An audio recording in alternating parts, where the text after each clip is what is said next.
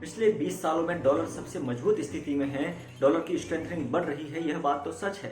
परंतु यहाँ पर सवाल यह खड़ा होता है कि रुपया क्यों गिरता जा रहा है। अब ऐसे में निर्मला सीतारमण जी की तरफ से जो बयान आया था, उन्होंने कहा है कि दूसरे देशों की करेंसी की भी हालत खराब है, परंतु दूसरों के मुकाबले हमारी हालत थोड़ी कम खराब है।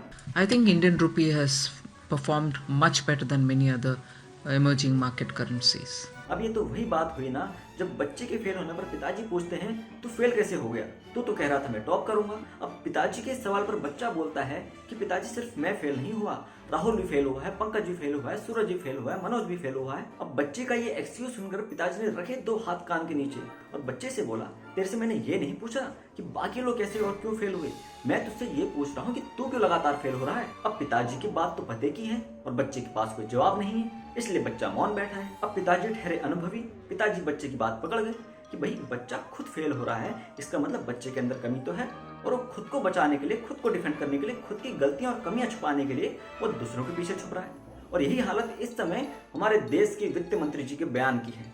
उन्होंने भी कुछ इसी तरह का बयान दिया है कि भाई डॉलर की लगातार स्ट्रेंथनिंग हो रही है, डॉलर तो मजबूत हो रहा है, परंतु हमारा सवाल यह है और आम जनता का सवाल यह है कि रुपया क्यों लगातार गिरता जा रहा है। अगर इसका जवाब आपके पास हो तो इसका जवाब दीजिए। हमने आपसे यह नहीं पूछा कि दूसरे देशों की करेंसी क्यों गिर रही है, इसलिए दूसरे देशों के पीछे छुपना बंद कर दीजिए और यह जवाब दीजिए कि हमारी देश की करेंसी क्यों गिर रही है।